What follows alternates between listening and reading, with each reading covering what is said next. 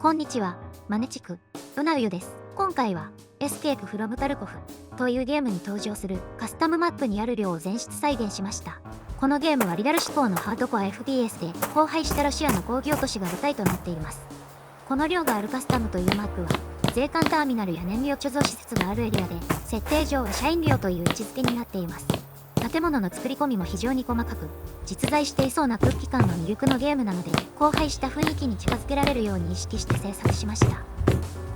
実際に作り始めてみると想像以上に大きく、制作可能な範囲に制限があるため、今回はこの3階建ての寮のみを再現しています。建物は3階建てで、全部で57部屋ありますが、そのうち7部屋はゲーム内で立ち入り不可となっています。それでは中を見ていきます。1階は、101号室から119号室まで並んでおり、フロア内にはトイレが2カ所と浴室、キッチンがあり、生活を想定した作りになっています。ここは管理人室でしょうか。壊れたテレビや鍵を収納する棚があります。各部屋の中は比較的シングルな作りで、基本的にはベッド、サイドテーブル、タンスが配置されています。2、3人部屋が多い印象で、部屋によっては机が置かれているところもあります。壁紙は6パターンほど確認できました。そしてちょっと面白いのが、エアコン付きの部屋がほんの数室しかないところです。数がかなり限られているので、階級の高い人の部屋だったと想像できますね。床の足跡もできるだけ再現しました。廊下の壁は無機質なコンクリートに、グリーンの塗装が特徴的です。ところどころに落書きが残っていて、全体的に廃墟のような雰囲気があります。ここはトイレですが、手洗いスペースがやけに広いのが気になりますね。もう少し個室の数があっても良さそうだと思います。ここはシャワールームです。手前が脱衣エリアになっていて、奥にはシャワーが11個設置されています。この寮は PVP が発生しやすい激戦区としても知られていて、プレイヤーにとっては思い出深い場所です。このゲームを代表する場所はどこかと考えたとき、寮が一番に浮かびました。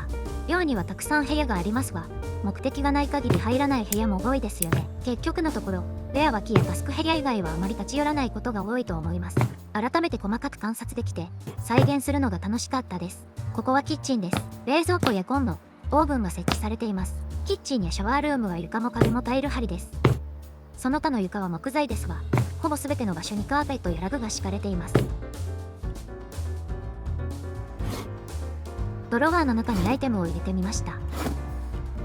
廊下は一直線に伸びていて、左右に部屋が並ぶシンプルな構造です。よく登場するこの青いファイルは、テラグループ関連の資料なのでしょうか。ちょっと部屋が多すぎるのでテンポを上げていきます。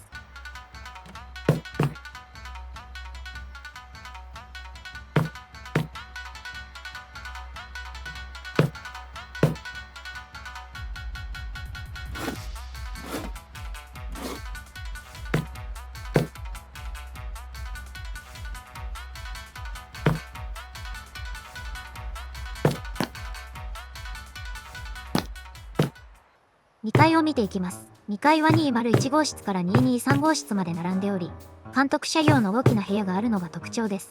1階よりも見覚えのある部屋が多いかもしれません。実際によく立ち寄る部屋が集まっている印象があります。廊下の構造自体は1階とほぼ同じですが、外から侵入できるポイントが2箇所あるため、戦闘が起きやすいフロアですね。鍵付きの部屋が6部屋あり、タスクで来る部屋もあります。そういえば、寮にはタバコの吸い殻のゴミが至るところにあるのですが、再現に使用しているハウスフリーパーツには吸い殻のオブジェクトがないため、その部分は表現できませんでした。今後のアップデートでぜひ追加していただきたいところです。それでは2階もテンポを上げてみていきます。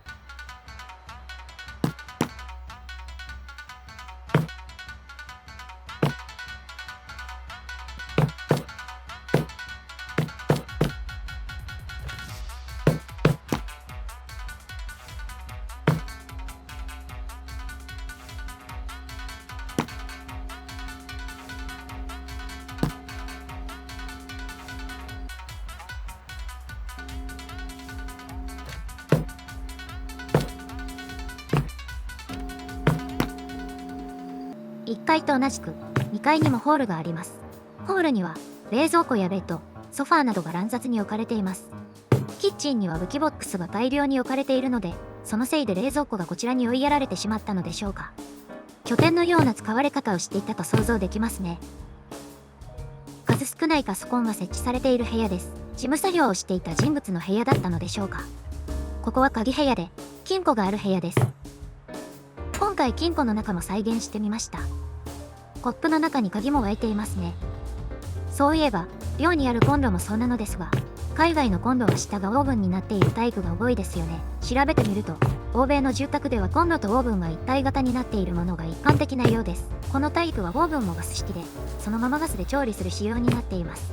日本ではコンロとオーブンが分かれていることが多く、オーブンは電気式が主流なので、一体型は少し新鮮に感じます。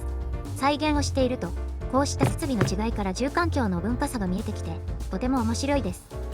タスクでも来る220号室です。家具も多く、掛け布団もどこか豪華です。この部屋の住人は、階級が高かったのかもしれませんね。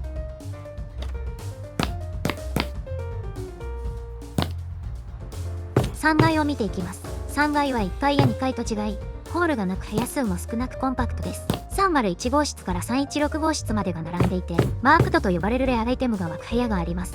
一直線に廊下が伸び、左右に部屋が並ぶシングルな構造になっています。遮蔽物がほとんどないため、見通しが良い反面、戦闘が発生すると緊張感のある場所になりますね。階段を上がった正面にはゴミが積み上がっていて、かなり荒廃した印象を受けます。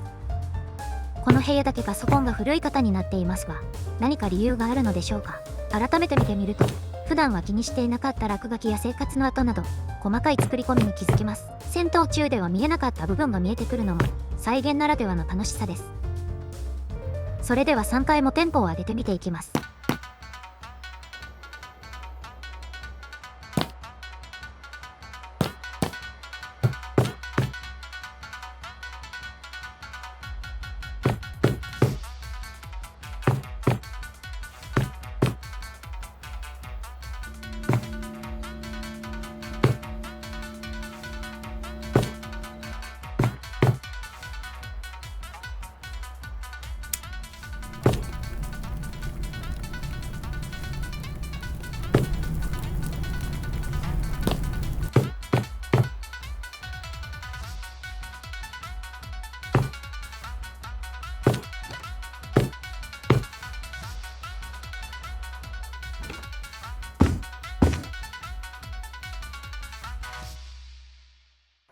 この部屋を越えると、少し雰囲気が変わります。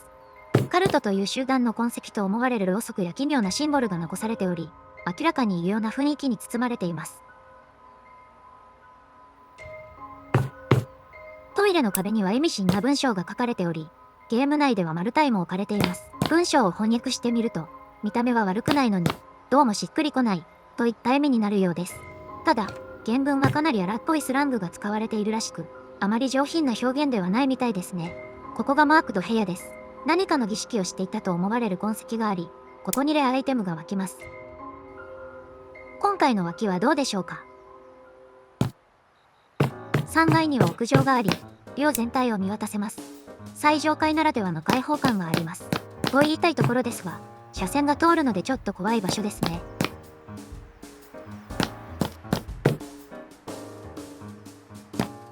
それでは最後に、車立ち室のポイントを見に行きます。2階の外階段を出ると、すぐに車立ち室のポイントがあります。作成できる範囲に制限があるため、寮から車までの距離が少し近くなってしまったのが少し残念ですが。以上、エスケープフロムタルコフ、3階寮の全室再現でした。次回は戦闘後の寮を掃除していきます。高評価やチャンネル登録をしていただけると、制作の励みになります。それでは、ここまでご視聴ありがとうございました。